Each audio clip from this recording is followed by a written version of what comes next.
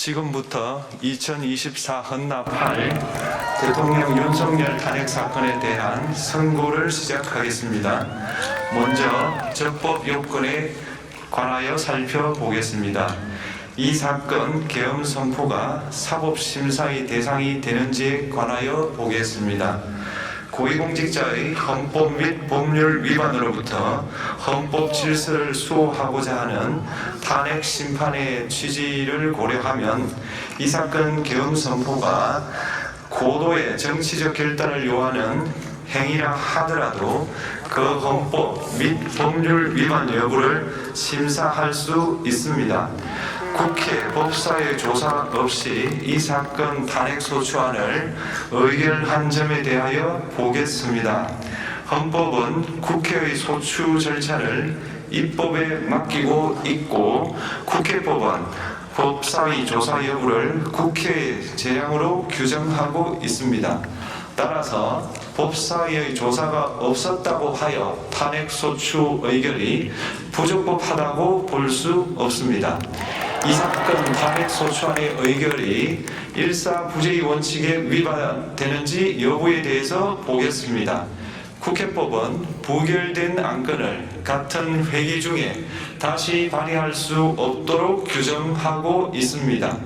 피청구인에 대한 1차 탄핵소추안이 제418회 정기회 회기에 투표 불성립되었지만 이 사건 탄핵소추안은 제419회 임시회기 중에 발의되었으므로 일사부재의 원칙에 위반되지 않습니다. 한편 이에 대해서는 다른 회기에도 탄핵소추안의 발의 횟수를 제한하는 입법이 필요하다는 재판관 정형식의 보충 의견이 있습니다.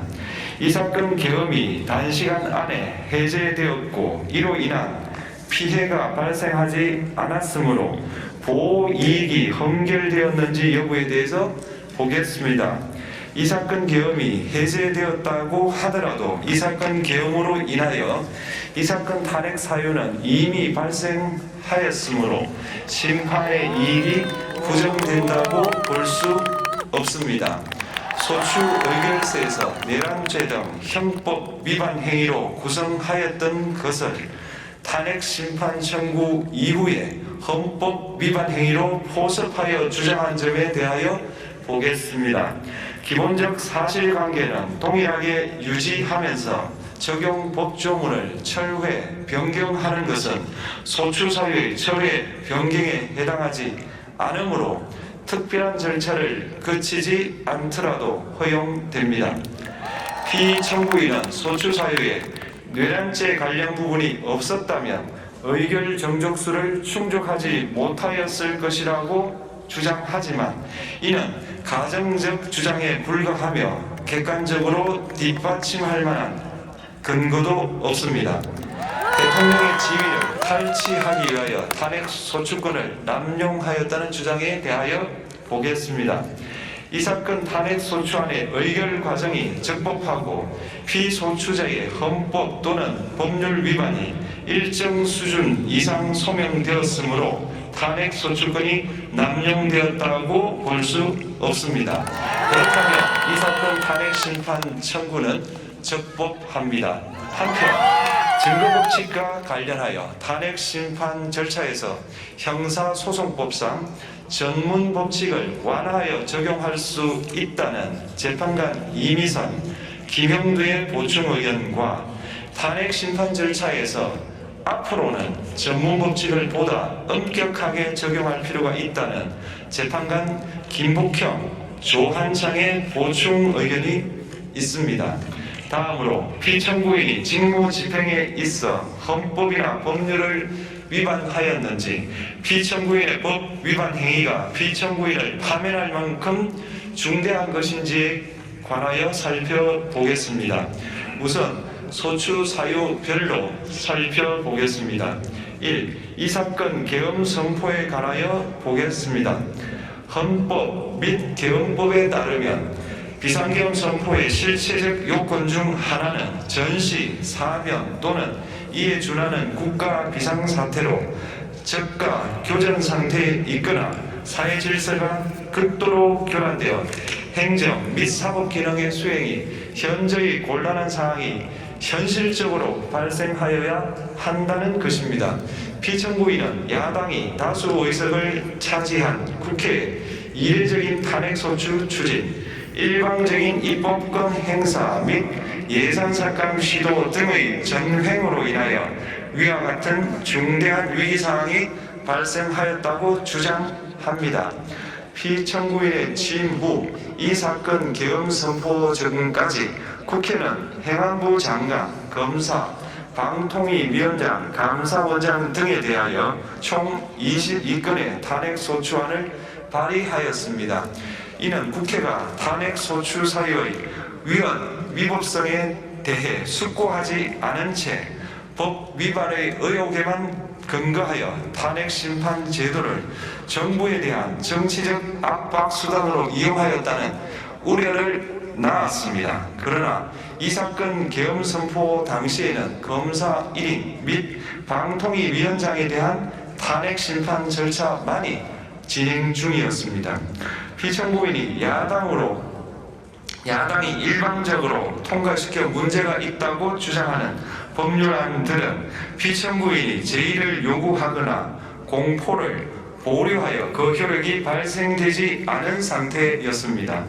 2025년도 예산안은 2024년 예산을 집행하고 있었던 이 사건 계엄 선포 당시 상황에 어떠한 영향을 미칠 수 없고 위 예산안에 대하여 국회 예결특위의 의결이 있었을 뿐 본회의의 의결이 있었던 것도 아닙니다. 따라서 국회의 탄핵소추, 입법, 예산안 심의 등의 권한 행사가 이 사건 계엄 선포 당시 중대한 위기 상황을 현실적으로 발생시켰다고 볼 수 없습니다. 국회의 권한 행사가 위법, 부당하더라도 헌법재판소의 탄핵 심판, 피청구인의 법률안 제의 요구 등 평상시 권력 행사 방법으로 대처할 수 있으므로 국가 긴급권의 행사를 정당화할 수 없습니다.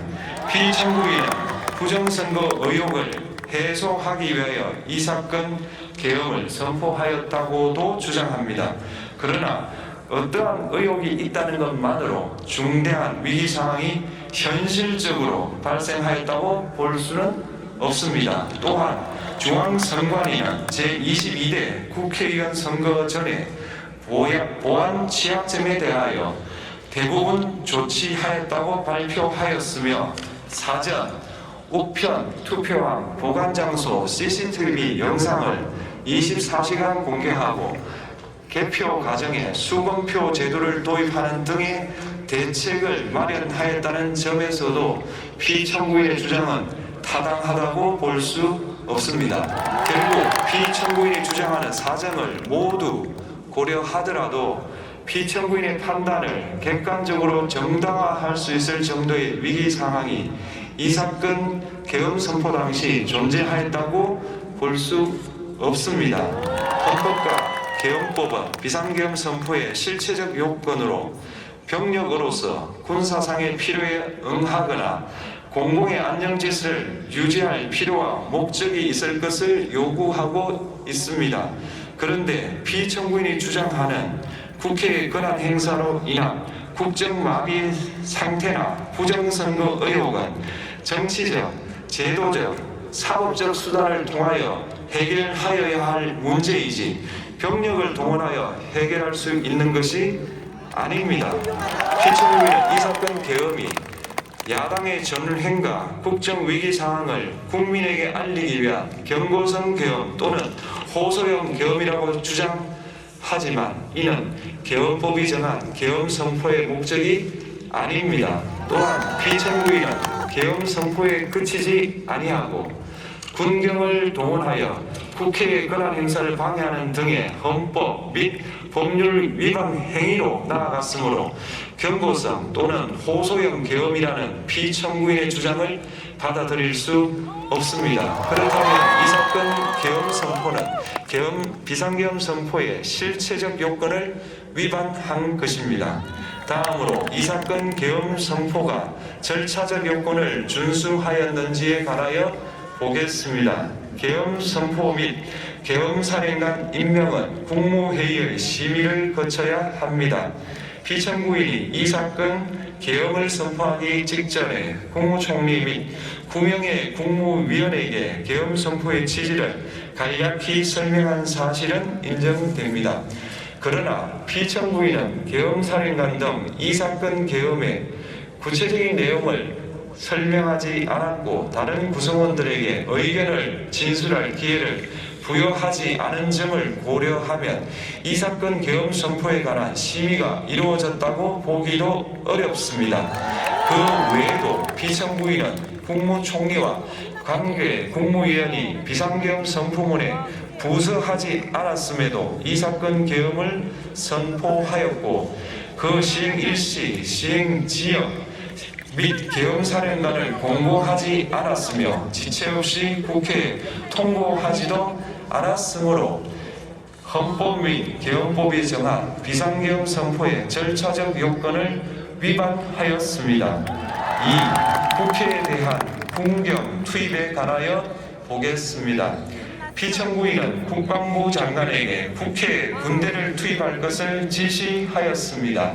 이에 군인들은 헬기 등을 이용하여 국회 경내로 진입하였고 일부는 유리창을 깨고 본관 내부로 들어가기도 하였습니다. 피청구인은 육군 특수전 사령관 등에게 의결 정족수가 채워지지 않은 것 같으니 문을 부수고 들어가서 안에 있는 인원들을 끄집어내라 는 등의 지시를 하였습니다. 또한 피청구인은 경찰청장에게 계엄사령관을 통하여 이 사건 포고령의 내용을 알려주고 직접 6차례 전화를 하기도 하였습니다. 이에 경찰청장은 국회 출입을 전면 차단하도록 하였습니다. 이로 인하여 국회로 모이고 있던 국회의원들 중 일부는 담장을 넘어가야 했거나 아예 들어가지 못하였습니다. 한편 국방부 장관은 필요시 체포할 목적으로 국군 방첩사령관에게 국회의장, 각 정당 대표 등 14명의 위치를 확인하라고 지시하였습니다. 피청구인은 국가정보원 1차장에게 전화하여 국군 방첩사령부를 지원하라고 하였고 국군 방첩사령관은 국가정보원 1차장에게 위 사람들에 대한 위치 확인을 요청하였습니다. 이와 같이 피청구인은 군경을 투입하여 국회의원의 국회 출입을 통제하는 한편 이들을 끌어내라고 지시함으로써 국회의 권한 행사를 방해하였으므로 국회에 계엄해제 요구권을 부여한 헌법조항을 위반하였고 국회의원의 심의 표결권, 불체포 특권을 침해하였습니다. 또한 각 정당의 대표 등에 대한 위치 확인 시도에 관여함으로써 정당 활동의 자유를 침해하였습니다. 피청구인은 국회의 권한 행사를 막는 등 정치적 목적으로 병력을 투입함으로써 국가안전보장과 국토방위를 사명으로 하여 나라를 위해 봉사하여 온 군인들이 일반 시민들과 대치하도록 만들었습니다. 이에 피청구인은 국군의 정치적 중립성을 침해하고 헌법에 따른 국군 통수 의무를 위반하였습니다. 3. 이 사건 포고령 발령에 관하여 보겠습니다. 피청구인은 이 사건 포고령을 통하여 국회, 지방의회, 정당의 활동을 금지함으로써 국회에 계엄해제 요구권을 부여한 헌법조항, 정당 제도를 규정한 헌법조항, 대의민주주의 권력분리 원칙을 위반하였습니다. 비상계엄 하에서 기본권을 제한하기 위한 요건을 정한 헌법 및 계엄법 조항, 영장주의를 위반하여 국민의 정치적 기본권, 단체 행동권, 직업의 자유를 침해하였습니다. 4. 중앙선관위에 대한 압수수색에 관하여 보겠습니다. 피청구인은 국방부 장관에게 병력을 동원하여 선관위의 전산 시스템을 점검하라고 지시하였습니다. 이에 따라 중앙선관위 청사에 투입된 병력은 출입 통제를 하면서 당직자들의 휴대전화를 압수하고 전산 시스템을 촬영하였습니다. 이는 선관위에 대하여 영장 없이 압수수색을 하도록 하여 영장주의를 위반한 것이자 선관위의 독립성을 침해한 것입니다. 5. 법조인에 대한 위치 확인 시도에 관하여 보겠습니다. 앞서 말씀드린 바와 같이 피청구인은 필요시 체포할 목적으로 행해진 위치 확인 시도에 관여하였는데 그 대상에는 퇴임한 지 얼마 되지 않은 전 대법원장 및 전 대법관도 포함되어 있었습니다. 이는 현직 법관들로 하여금 언제든지 행정부에 의한 체포 대상이 될 수 있다는 압력을 받게 함으로 사법권의 독립을 침해한 것입니다. 지금까지 살펴본 피청구인의 법 위반 행위가 피청구인을 파면할 만큼 중대한 것인지 관하여 보겠습니다. 피청구인은 국회와의 대립상을 타개할 목적으로 이 사건 계엄을 선포한 후 군경을 투입시켜 국회의 헌법상 권한 행사를 방해함으로써 국민 주권주의 및 민주주의를 부정하고 병력을 투입시켜 중앙선관위를 압수수색하도록 하는 등 헌법이 정한 통치구조를 무시하였으며 이 사건 포고령을 발령함으로써 국민의 기본권을 광범위하게 침해하였습니다. 이러한 행위는 법치국가 원리와 민주국가 원리의 기본 원칙들을 위반한 것으로 그 자체로 헌법 질서를 침해하고 민주공화정의 안정성에 심각한 위해를 끼쳤습니다. 한편 국회가 신속하게 비상계엄 해제 여부를 결의할 수 있었던 것은 시민들의 저항과 군경의 소극적인 임무 수행 덕분이었으므로 이는 피청구인의 법 위반에 대한 중대성 판단에 영향을 미치지 않습니다. 대통령의 권한은 어디까지나 헌법에 의하여 부여받은 것입니다. 피청구인은 가장 신중히 행사되어야 할 권한이 국가기업권을 헌법에서 정한 한계를 벗어나 행사하여 대통령으로서의 권한 행사에 대한 불신을 초래하였습니다. 피청구인이 취임한 이래 야당이 주도하고 이례적으로 많은 탄핵 소추로 인하여 여러 고위공직자의 권한 행사가 탄핵 심판 중 정지되었습니다. 2025년도 예산안에 관하여 헌정사상 최초로 국회 예산결산특별위원회에서 정액 없이 감액에 대해서만 야당 단독으로 의결하였습니다. 피청구인이 수립한 주요 정책들은 야당의 반대로 시행될 수 없었고 야당은 정부가 반대하는 법률안을 일방적으로 통과시켜 피청구인의 제2요구와 국회의 법률안 의결이 반복되기도 하였습니다. 그 과정에서 피청구인은 야당의 전횡으로 국정이 마비되고 국익이 현저히 저해되어 가고 있다고 인식하여 이를 어떻게든 타개하여야만 한다는 막중한 책임감을 느끼게 되었을 것으로 보입니다. 피청구인이 국회의 권한 행사가 권력 남용이라거나 국정 마비를 초래하는 행위라고 판단한 것은 정치적으로 존중되어야 합니다. 그러나 피청구인과 국회 사이에 발생한 대립은 일방의 책임에 속한다고 보기 어렵고 이는 민주주의 원리에 따라 해소되어야 할 정치의 문제입니다. 이에 관한 정치적 견해의 표명이나 공적 의사결정은 헌법상 보장되는 민주주의와 조화될 수 있는 범위에서 이루어져야 합니다. 국회는 소수 의견을 존중하고 정부와의 관계에서 관용 그리고 자제를 전제로 대화와 타협을 통하여 결론을 도출하도록 노력하였어야 합니다. 피청구인 역시 국회의 대표인 국회를 협치의 대상으로 존중하였어야 합니다. 그럼에도 불구하고 피청구인은 국회를 배제의 대상으로 삼았는데 이는 민주정치의 전제를 허무는 것으로 민주주의와 조화된다고 보기 어렵습니다. 피청구인은 국회의 권한 행사가 다수의 횡포라고 판단했다 하더라도 헌법이 예정한 자구책을 통해 견제와 균형이 실현될 수 있도록 하였어야 합니다. 피청구인은 취임한 때로부터 약 2년 후에 치러진 국회의원 선거에서 피청구인이 국정을 주도하도록 국민을 설득할 기회가 있었습니다. 그 결과가 피청구인의 의도에 부합하지 않더라도 야당을 지지한 국민의 의사를 배제하려는 시도를 하여서는 안 되었습니다. 그럼에도 불구하고 피청구인은 헌법과 법률을 위반하여 이 사건 계엄을 선포함으로써 국가 긴급권 남용의 역사를 재현하여 국민을 충격에 빠뜨리고 사회, 경제, 정치, 외교 전반 전 분야의 혼란을 야기하였습니다. 국민 모두의 대통령으로서 자신을 지지하는 국민을 초월하여 사회 공동체를 통합시켜야 할 책무를 위반하였습니다.